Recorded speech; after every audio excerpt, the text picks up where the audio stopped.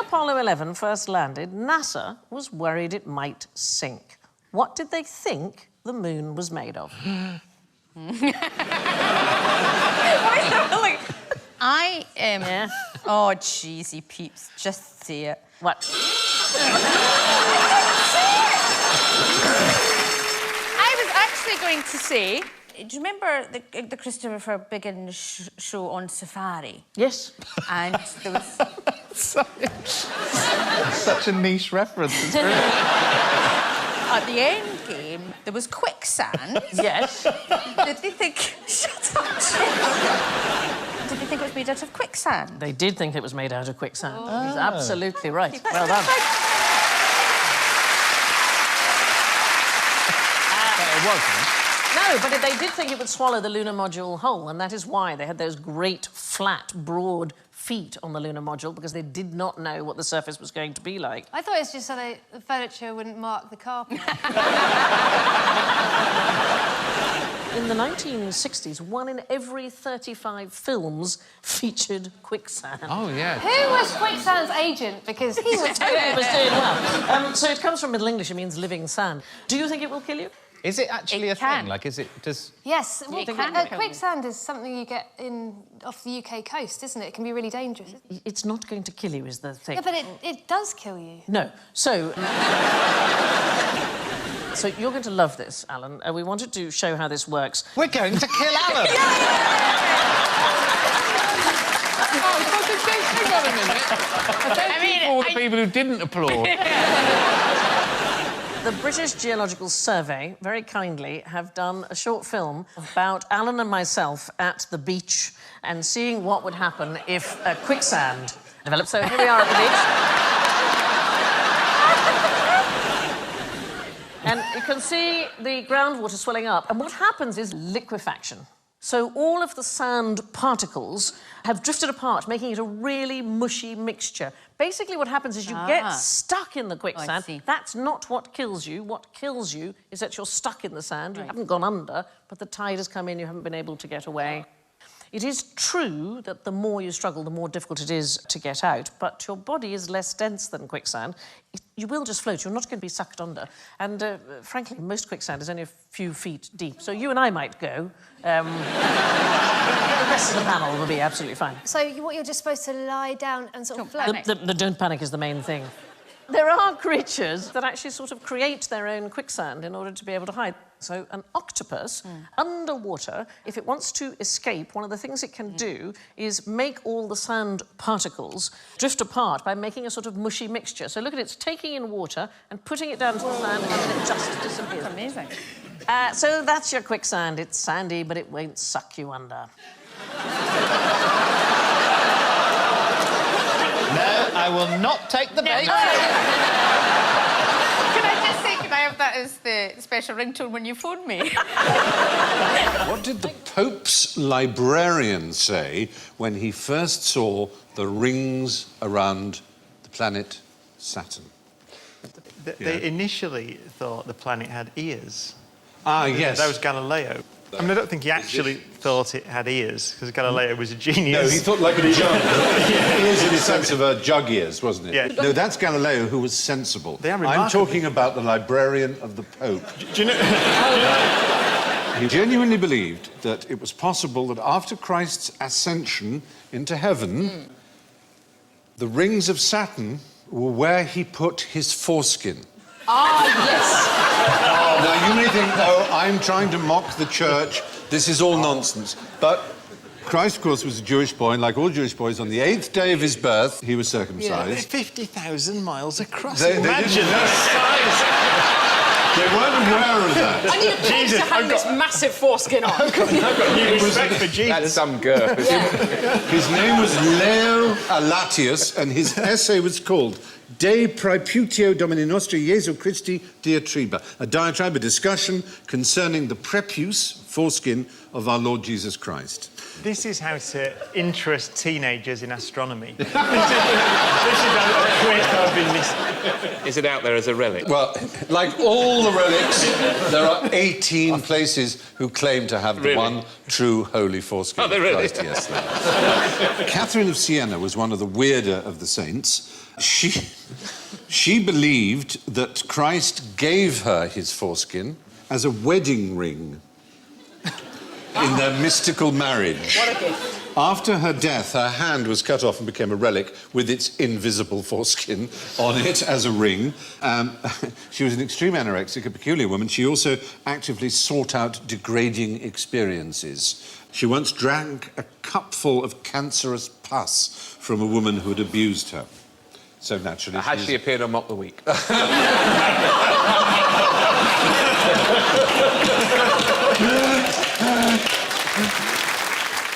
But now, more importantly, more significantly, how were the rings around Saturn actually formed?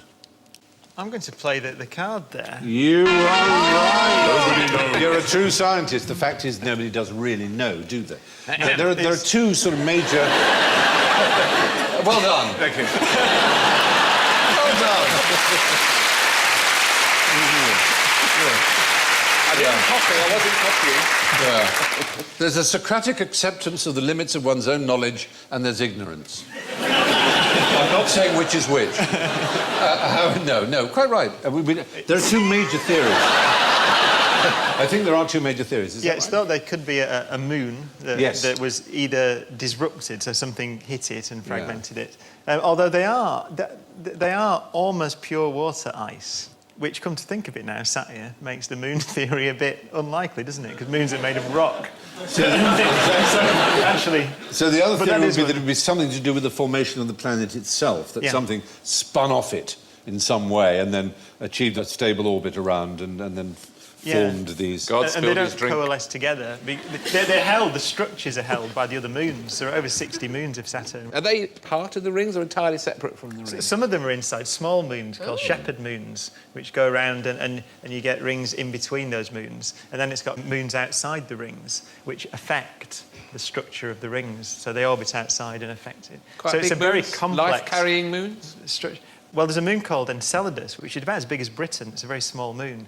But it has fountains of ice rising up out of the surface. And it's thought that means that there may well be liquid water beneath the surface, so pockets of liquid water. Everywhere on Earth that you find water, you find life. Of all these moons, like, this is the one thing I wanted to ask you. Of all these moons, which one's most likely to be the home to Ewoks? It would be Titan. Titan has got a thicker atmosphere than the Earth. Oh. So you'd need to be furry. Good answer.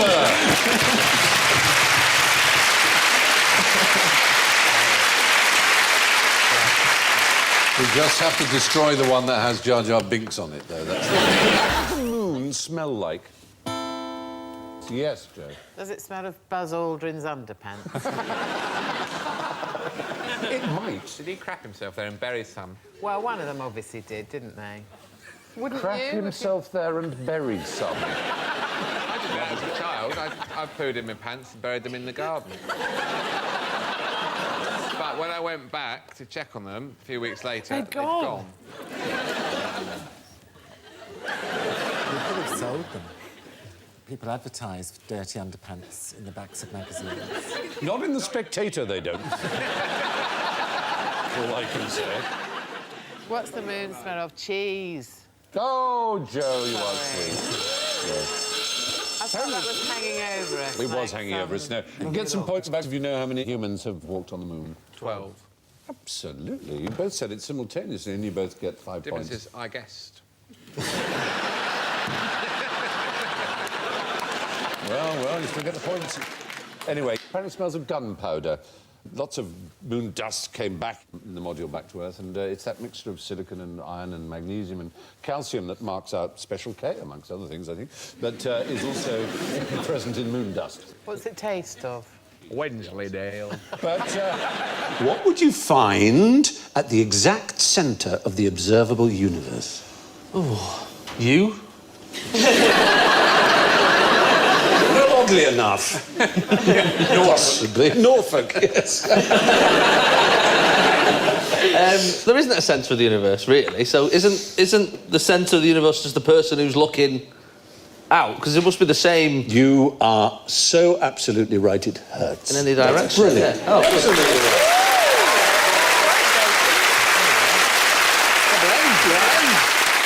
But I remember at school them doing something with a balloon. The teacher, and he put loads of dots on a balloon, and then he sort of said it was like the closest to explaining the universe as he could do. That's absolutely right.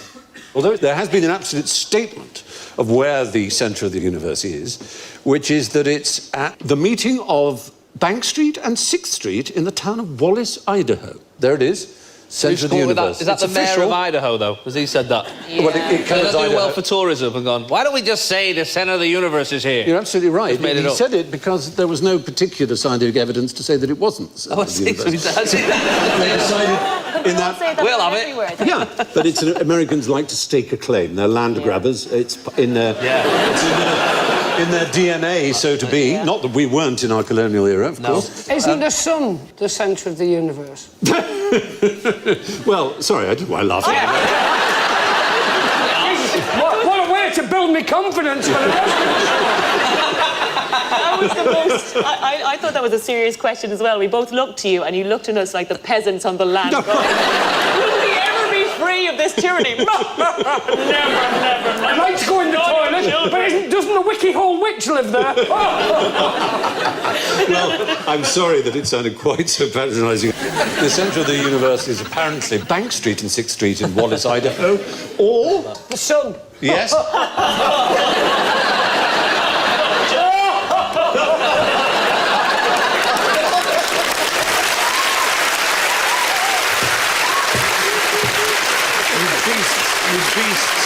You unutterable beasts. The exact centre of the observable universe, you'll find the unbearable likeness of Johnny Vegas, or whoever happens to be observing Which you. is the closest planet to Earth? Mars? Not Mars? Anybody else? Venus?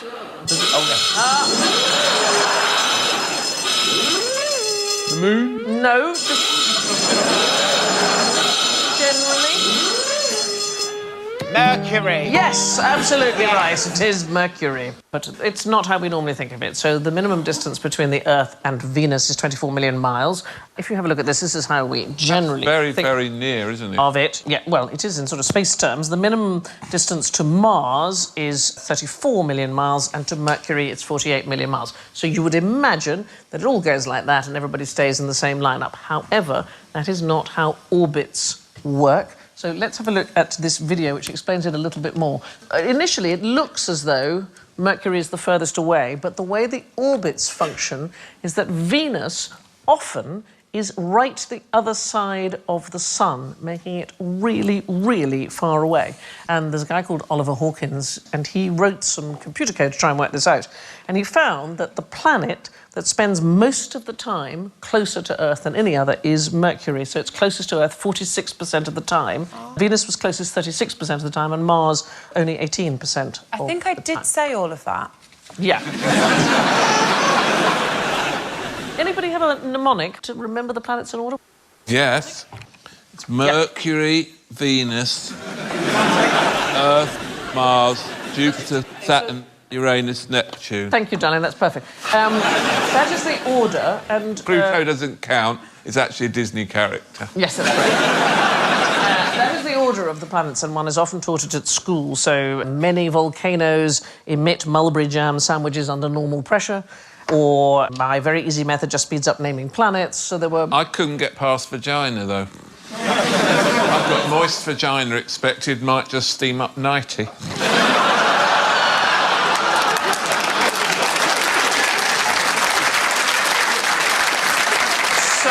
So weirdly, that's probably the one I'm going to remember. Anybody else? Alice, you've got one? Mine's quite depressing. OK. Mum's vacant expression means Jane sulks unless noticed. Wow, you were a jolly girl at school. My favourite is Mary's virgin explanation made Joseph suspect upstairs neighbour.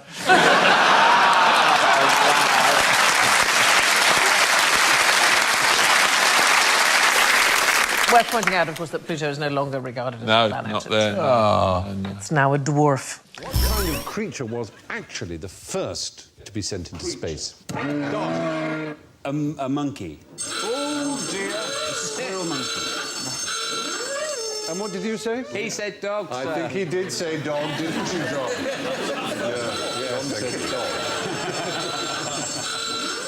I bet it was something that they didn't know had gone into No, they space. sent it deliberately. Fly. Fly is correct. Do you know what kind of fly? What sort of flies they always... Brian. Fruit fly. You divide points between yourselves. Very good indeed. Why did they do that? Well, they're very light, so there was no payload.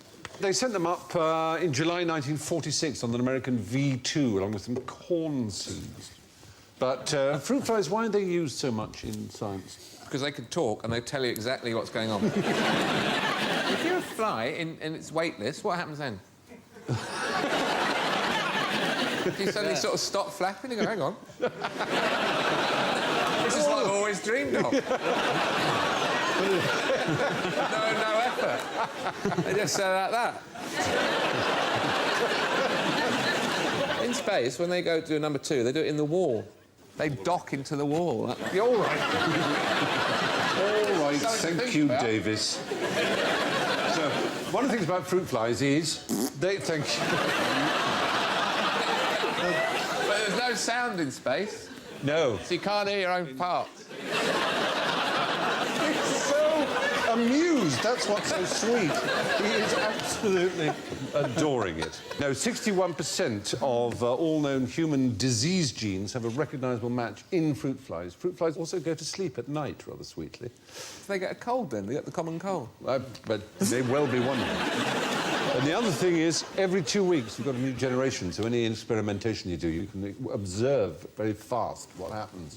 Scientists who work with fruit flies give them jokey names, and I want you to tell me why they're called what they're called. There's a breed, a gene strain, called the Canambari fruit fly. Why is it called that? They've got no penises. Yes, they have no external genitalia, quite right. There's one called the Maggie. Why would that be called the Maggie?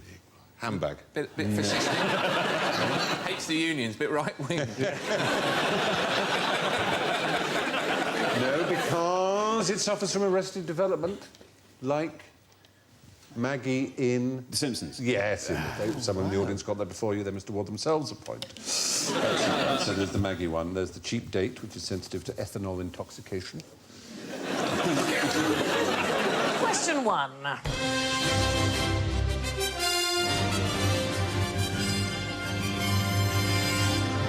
Captain's log, stardate 96778.53. Anything can happen in the next half hour. Our mission, should we choose to accept it, is to boldly go to a galaxy far, far away and become the first Earthlings to reach another star. So, my question is, shall we get going? Yeah. Yes! So, here's the thing. If we are heading into interstellar space, it is not necessarily true that the earlier you set off, the earlier you will get there. Huh? Why is that the case? Oh. Is it Southern Rail? Is it because space-time is warps, basically? So the faster you go through space, then the time changes? No. If you set off too early, the technology on Earth will advance while you've gone off, and you'll be overtaken by rivals who've left later, but in a faster spaceship. Oh. They could pick you up, though, couldn't they? They could, I suppose that's the thing, yeah. It's like splitting tickets to get from Glasgow to London, because if you think, I'll go on the 7:30, but actually you're better to go on the 8 sometimes. And leave it a bit because later. You don't have to change at Preston. That's it, exactly. It's just like changing at Preston. It's exactly it. So the furthest spacecraft from Earth is Voyager 1. It was launched in 1977. 40 years later, Stephen Hawking proposed an interstellar craft which would theoretically use energy from the sun to reach enormous speeds and overtake Voyager in just a few months. So the ideal point that we should set off can be found using a really simple calculation called the weight calculation. I'm sure we've all jotted this down at some point. So our recommendation is don't set off on an interstellar mission if it's going to take more than 50 years to get there. So currently, space probes can travel around 50,000 miles per hour. So it is definitely worth setting off to visit somewhere that is less than 20 billion miles away. But the closest star is about 25 trillion miles away. So probably not worth setting off to at the moment. There's going to be a cut-off point as well, because you basically want to put a 3-year-old in a rocket, don't you? You don't want to put a 50-year-old in a rocket, because they'll be dead before that even No, gets... no, because you would go into stasis. You would do it like in Alien, they've got the tubes. And you just you go to sleep in your pants, because they're always in their pants. Yeah. I don't know why they never wore pyjamas, but they're just I in guess their pants. because if you think about it, pyjamas that your parents wear aren't pyjamas you're going to wear. You know, like, fashion changes, you don't want to wake up... What's timeless? Tartan pyjamas? Yes. So... tartan pyjamas, so when I then wake up in 50 years when I'm at this star that you refer to... You look like Rupert the Bear. Nearly all the light in the world, of course, comes from our sun. In which month is the sun closest to the Earth? Oh, God, it must be July. No. Well, isn't it the same distance from the Earth all the time? No, because it's an elliptical orbit. January, February, March, April, May. Yes, you're right first time. January. Yes, people make the mistake that summer is somehow the time when the Earth is closest to the sun. Well, look at that, is summer, mate.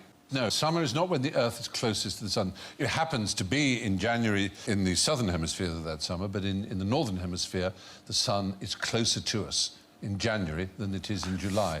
The tilt of the axis, when the maximum amount of sunlight is on and you have the longer days, that's what makes the seasons, not the closeness of the sun to the Earth. What was interesting are the tropics. The first person to reason the tropics were not hotter because they're nearer the sun, but because a smaller area is lit by an equal amount of light compared to other latitudes was George Best. It was absolutely true. It was George Best who worked that out. Oh, you've lost it now. You've completely lost it. You're going to have to hand this over to someone else. It was George Best who was killed 2 years later in a duel in 1584. Yeah. But, he was an Elizabethan scientist. George But just for a second, didn't you think that the Northern Irish hero might have worked? Well, you come up with some interesting stuff when you drink that much. You do. You might have come up with that. It's a nice thought. You know what I reckon? Where would you put your ladder if you wanted to get into space? On top of the spaceship, on a rack. A red flag hanging off of it so some other spaceships don't follow you too closely. It's a conceptual question. How about this? Up against a wall of silence.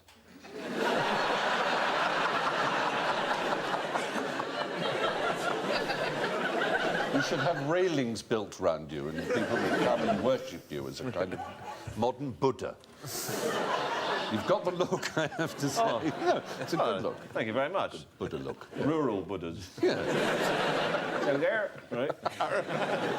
Wisdom and cheat cider.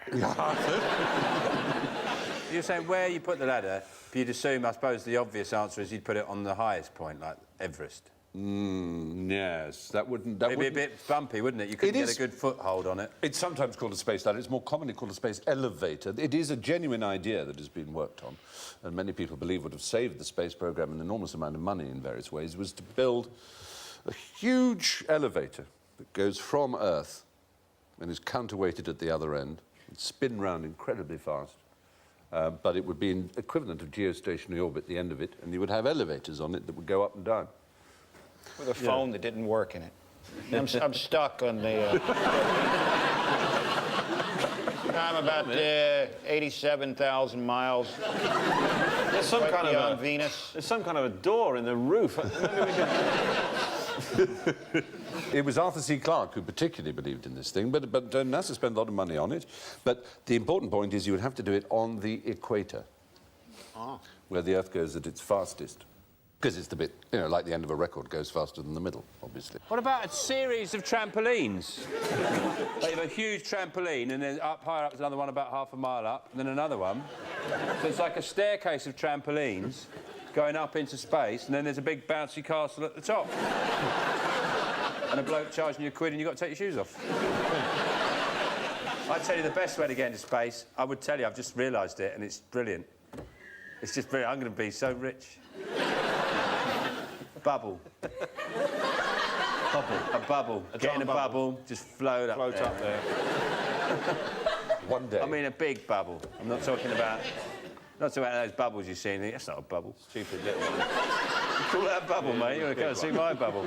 No. A big bubble, you get in the bubble and off you go. Fabulous. Yeah. Who wants in? Me.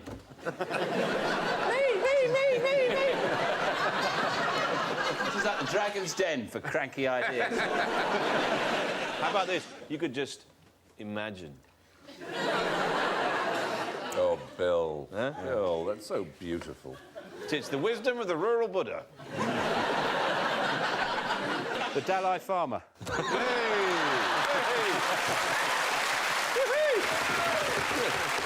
Very good. Excellent. I've been struggling with that for about 5 minutes. Got to be something in this. Oh, your synapses are firing beautifully. Use your synapses to fire people into space. So, now, what would be the best planet in the solar system to take your annual holiday in or on? Yes. Earth. Absolutely the right answer, I would frankly say. I don't think there could be a better answer. Well, the great advantage of Earth is that you can survive on it. Yes. So lovely on a holiday, isn't it? It is. To just live through it. Yeah, exactly. Hello. Uranus. Why Uranus? Because it would be much longer. Ah, now there you're getting very interesting. It's about how long a year is or a season is. How long is a Uranian year? A Uranian year is 84 Earth years. 84. But each day is only 17 hours, so again, it spins faster than us. So how long would a fortnight be?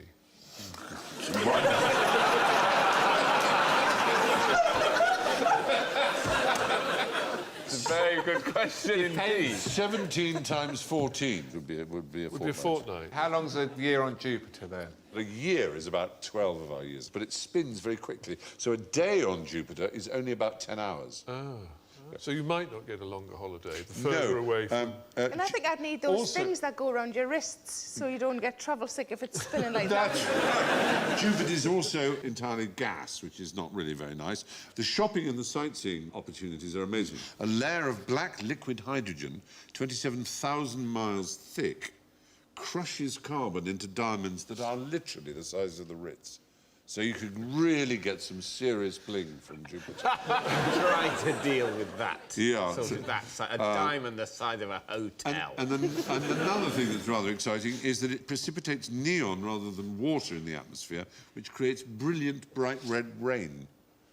It's fabulous. That would be so pretty. So, but, it'd be lovely to go, wouldn't it? That there... You don't want rain on holiday, though, do you, even if it's bunny? That storm, that eye, as they call it, which is in the middle of Jupiter, is about 4 times the size of the Earth, so that's, you know... So essentially, Jupiter's a nightmare, because if your annual holiday, not only is it a shorter fortnight, it only happens once every 10 years. Yes! that is true. Very bad. Venus, on the other hand, rotates incredibly slowly. A fortnight's break on Venus would last over 15 years. That's how long the days are. But you need factor 980 then. Oh, the weather is awful. It's clouds of sulfuric acid. The surface is hot enough to melt aluminium, so you need really thick flip-flops. And the atmospheric pressure is equivalent to being half a mile under the sea on Earth. The air isn't very fresh. It's mostly carbon dioxide. So it really is a bit... It's a bit like being in an Ibizan club at about 6 in the morning. But you'd only want a week there, wouldn't you? You'd only want a week. You'd only want a week on Venus. Years. I think you're right. I'm holding a pen. That brings me cleverly to the Fisher pressurised space pen, of which you may have heard tell. It was developed after a lot of expensive research to enable astronauts to write in zero gravity. What alternative writing implement could they have used instead? Here comes the big noise. A pencil. Yeah. There is a kind of urban myth that the Americans spent millions on building a pressurised, gravity-free biro while the clever Russians just used a pencil. But in fact, they started off, both of them, using pencils, and the tip broke. And when the tip breaks, it floats around and it gets into short circuits, things gets into people's eyes and bodies. It's very dangerous indeed. Oh, but what a laugh that must be to have a pencil sharpener on the space shuttle.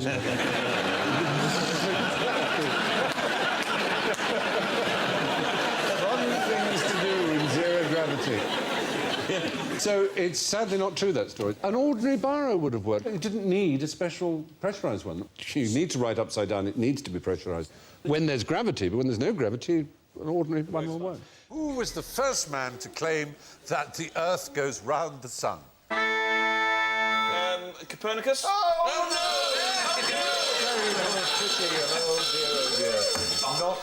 Not Copernicus. Galileo. Nor Galileo. No. Galileo. No, he will not do the planet. No, it wasn't the playwright. Euripides' trousers. No, it was mathematician. Sophocles. Archimedes. No. No, not Archimedes. Og the Clever. His name is Aristarchus. Yes. Aristarchus of Samos. He runs a restaurant on the 70th. He was born in 310 BC. He's still alive? A whole 1,800 years before Nicolaus Copernicus. Not only did Aristarchus suggest that the Earth and the planets travelled around the Sun, he also calculated the relative sizes and distances of the Earth, Moon and Sun and worked out that the heavens were not some celestial sphere, but a universe of almost What can't I hear you do in space?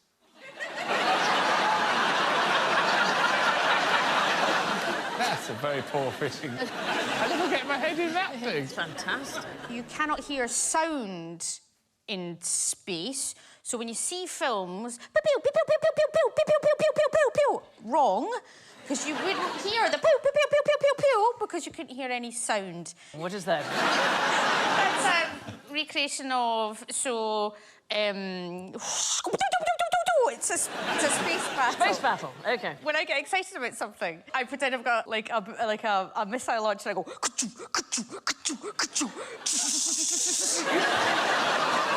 you not do that in the car if you're in a traffic jam? Just give me the answer.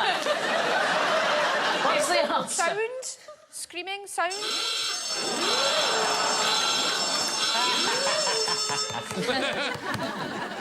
So you can hear screaming then? Well, it's a vacuum, right? Sound can't reverberate. But there are conditions where you could hear a scream, and that is what I'm going to come to. Yes, I know, but she got you there. No, she has not got me there, because the question as it was presented by my learned friend was, what can you do out of space? Answer scream, and I said, because space is completely silent, which he said, and I went, did I just talk to myself? No. Because I thought I just said What that. I did not say... Oh, God, I wish I was in space!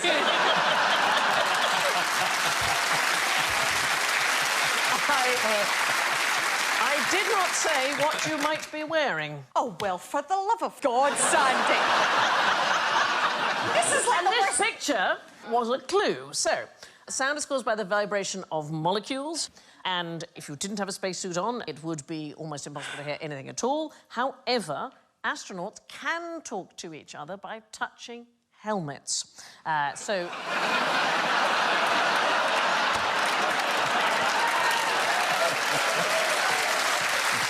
I'm off, all right, So the sound vibrations, they travel through the air inside the spacesuits and inside the glass, enough for them to be able to communicate with raised voices. And in fact, NASA teach this to the astronauts as a sort of backup in case radio communication fails. Sure. So we're going to try it. You've So both why you got... don't get any lesbians in space? You've both got helmets. Pop them on. It smells really bad. They're enormous, much bigger than mine. Brian,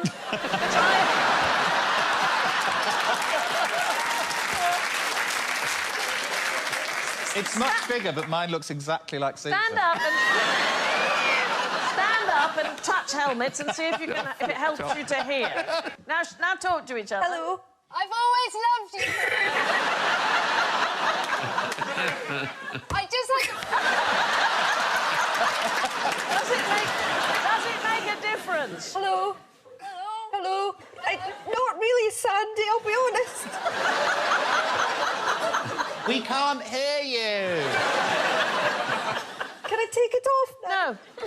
Yeah, no, go ahead. Could you feel the vibrations through the helmet? I don't think I could really hear, but I don't really understand her at the best of times, so... No, that is fair. What colour is the universe? Magnolia.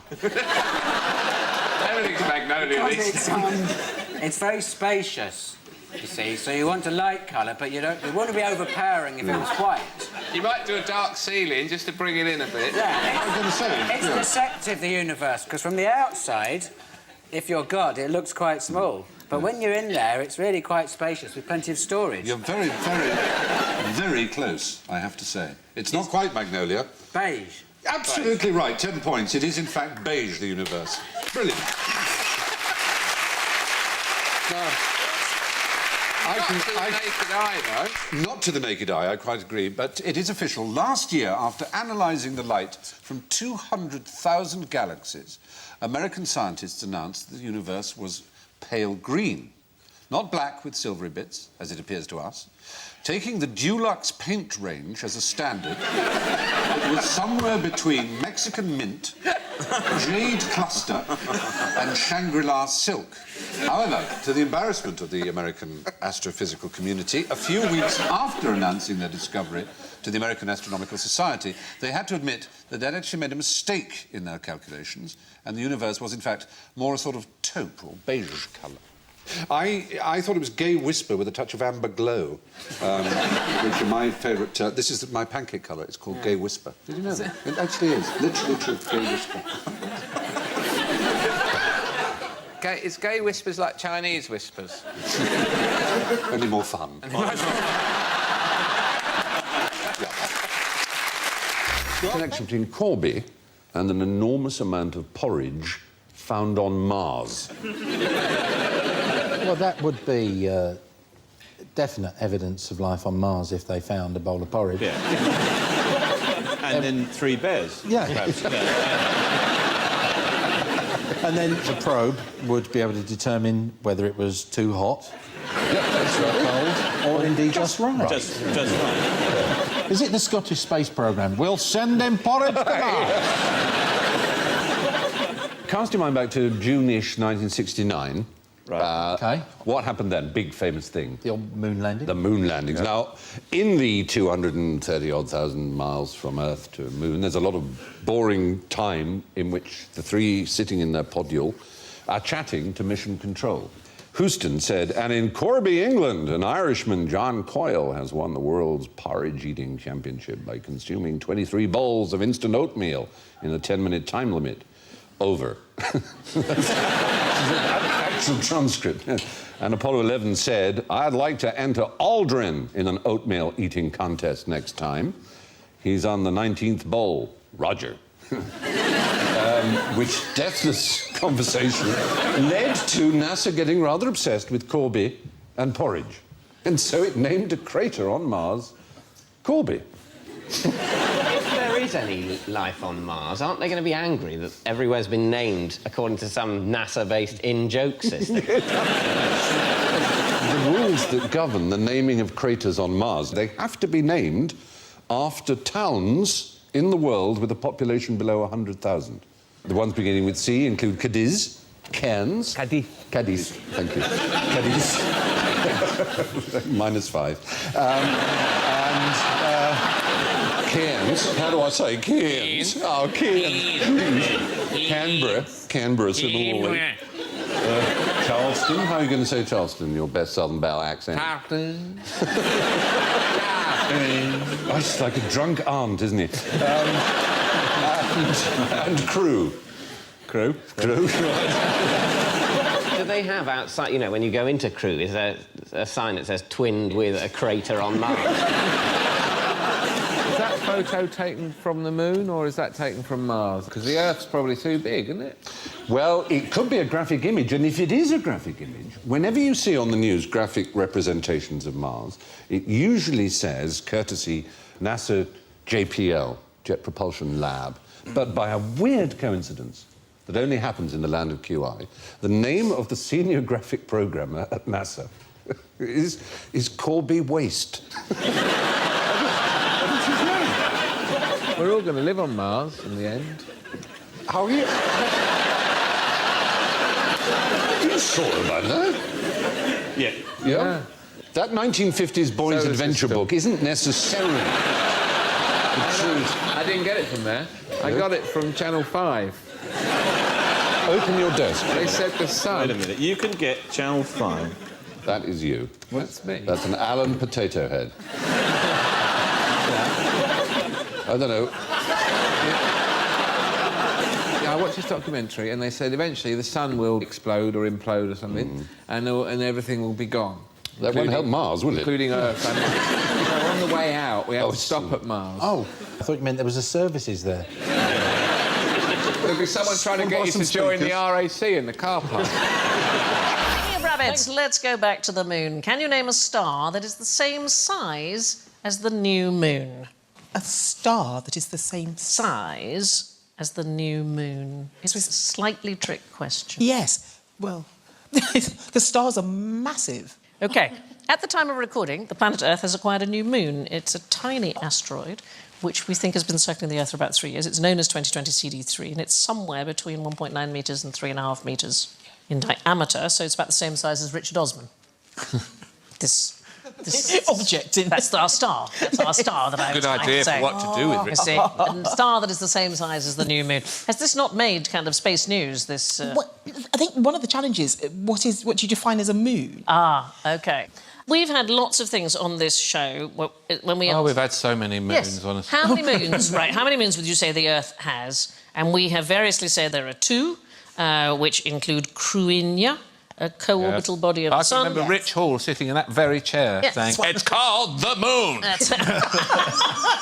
We've had many moons as an answer because of the small asteroids, and we've had no moons at all because, in fact, the moon and the Earth are twin planets. Yeah, because the moon is so large, it could be sort of like a binary system, not actually sort of seen as a separate. Right. So, what would you say if you were to ask the question? How many moons would you say the Earth has? What would your answer be? As a self-certified lunatic, I'll say there's only one moon, and it's the best. Boom! Yeah. I'm with that. Don't you vote for that? What do you think, Ed? Yeah, one moon. Yeah. Yeah, we don't want to muck about. I know. One moon, you can call anything a moon because there's no sort of a cut-off on the size of a moon.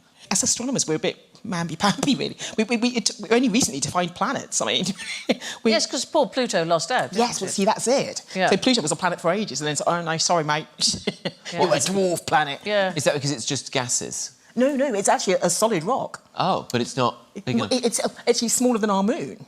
Oh, really? Yes. It's probably the size of Wales. That's what people say, isn't Yeah, it? everything's the size of Wales. Yeah. Especially Wales.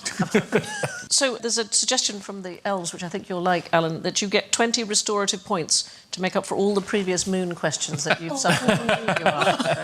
Does that, now we've had an expert tell us, there's just the one. Well, as an opening offer, I'd like to go back and... Oh, right. more. Right. Thanks to Maggie, we finally know how many moons the Earth has, at least till we move the goalposts again. Thank you for... How long would it take you to drive to outer space? Outer space? Yes, outer space. What is officially outer space? That's 23 minutes. I can believe that, actually. Is outer space outer as in from Earth, or is it from the sun? No, from... It's just from us, and it's just above where I am. If you're tall, I'm nearly at the edge. No. And it's 600 miles. It's actually... to the top of the ionosphere. And that's widely considered to be the start of space. But whether that's considered to be outer space, I don't know. Are you counting that as outer space? No, outer space begins, according to the Fédération Internationale d'Espace or something. Who are French. Yes, it's actually only 62 miles to outer space. No, it isn't. Straight up. No, it isn't. Oh, OK. Wouldn't it depend on the traffic? 62 miles is what you're saying is outer space. Did you know there was a man called Joe Kittinger who once jumped out of a hot air balloon at that height? 1961? Oh, dead Joe Kittinger. No, he's not.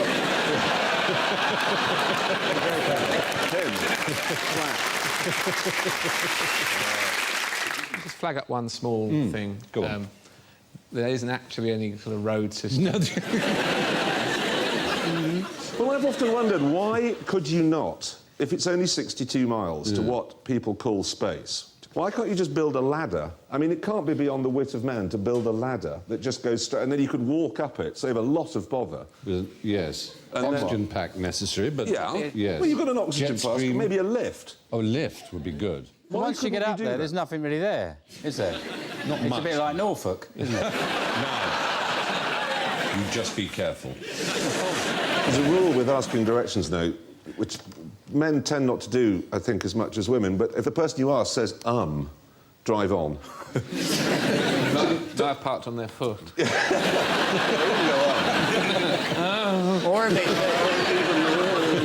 Or if they say, do you want the easy way to get there? No. I want to be tortured and left for dead on the side of the road. I was in Canada once, and I'm asking directions. I was trying to find this friend's farm, and they stopped this farmer, and he says, you go down the road about 3 miles, and then you'll see a big dead possum in the middle of the road. You go left there. How do you know the dead possum will be there? And he said, well, would you pick up a dead possum? Good. I was getting directions once on the phone, and I was actually writing them down. And I realised after about a minute, I'd stopped listening and started drawing like a great big elephant. Big bollocks on it and everything. And I just realised, and someone said, we were actually driving along, so I said, where is it? I said, well, you go down the left. Ooh. If you ask a lady for directions, she'll ask you a question back. So if you say, do you know where the post office is? She'll say, do you want to buy a stamp? And you'll find you're having a nice chat and everyone's friends. Yeah. But you have no idea where the post office is. So there you are. If you could drive straight upwards, then it would take under an hour if you were going at about 60-odd miles an hour. Outer space is defined as anywhere outside a planet's atmosphere. According to the Fédération Aéronautique Internationale, this is 62 miles above the surface of the Earth. How many moons does the Earth have? Oh, God. Yeah.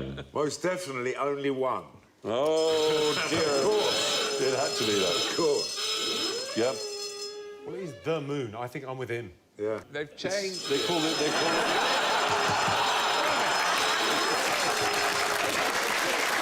one and only moon.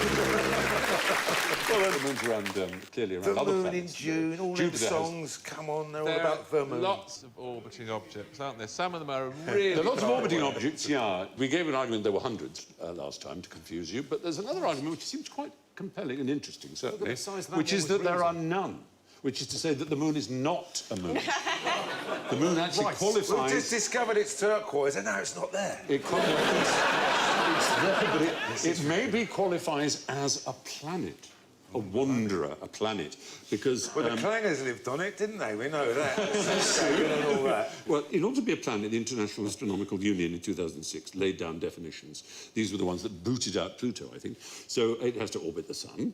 Right. It has to be massive enough for its own gravity to make it round. It has to have cleared its neighbourhood of smaller objects. The moon comfortably fulfills the first two. On the third, it makes more sense to say that the Earth and moon together have cleared their neighbourhood. The Earth certainly hasn't cleared the moon, so they are a binary system, like binary stars. Like lichen. Yeah, exactly. So there is a genuine possibility some people... And the sun's gravitational effect on the moon is more than twice that of the Earth's. So we don't have nearly as much gravitational effect.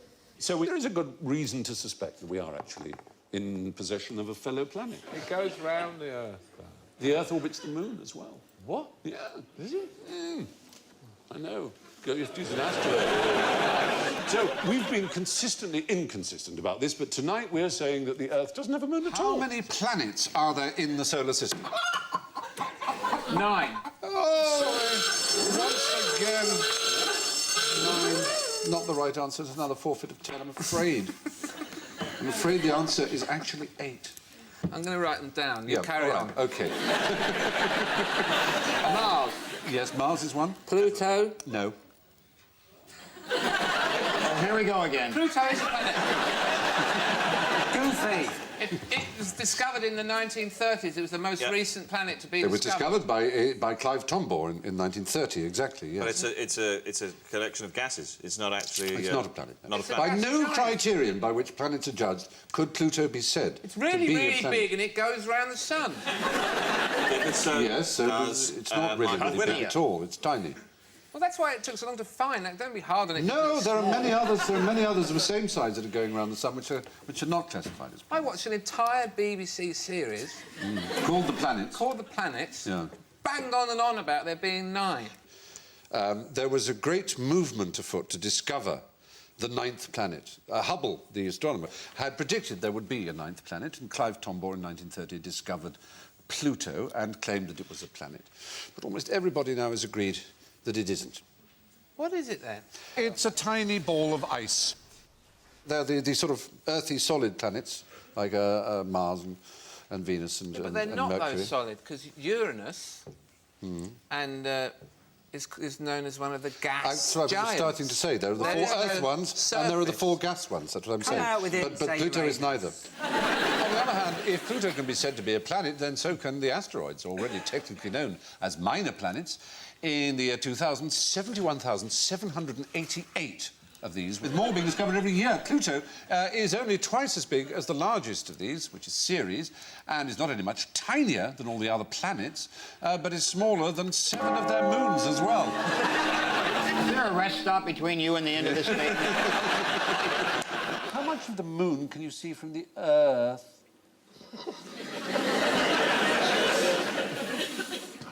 Well, you can see one side of it. Yes. There is this strange thing called libration, which is it's like vibration beginning with an L. It's a thing that was noted by quite a few of the early astronomers. Can I say, sorry, Stephen, but if that's an acceptable way of defining a word... What? Libration. It's like vibration, but beginning with an L. Just so you can picture it in your heads, is that bad? I was with you already, just with libration. I thought you might have heard it as libation or something like that, that's all. What does it mean? Well, I was about to tell you, and then somebody came and said... No, I'll tell you. You get this kind of jiggling effect. Basically, what it comes down to is you can see about 59% of the surface at one of the time? moon from Earth. Obviously, when it's a new moon or whatever, then you see it's a lot less. But you can see 59% of the surface, rather than just 50. Would you believe that they put a man on the moon? Who? Hey, these guys? NASA. Oh, NASA. Yes, yeah, I think You believe that? Yeah, I believe it. Yes, you believe it. Good, that's all. That's sort of all at the end of the question, really. But you probably know that quite a lot of people don't believe it. No. Yeah, but, well, I sort of believe one thing. Yeah. Which is I kind of believe that they might have done some mocked-up fake photographs. Really, why? Because I was shown... Someone convinced me of it. Yeah. by talking about the angle of light and the shadows on the moon and all that. But then I did an advert with Patrick Moore, and I said, "So, Patrick, did they land on the moon?" And he looked so annoyed with me. Yeah. Actually, he explained to me how he had helped map the moon for NASA, and he'd spent years on the project, and the landing site was partly his idea, and if I ever spoke to him again, he was going to be sick in my eyes.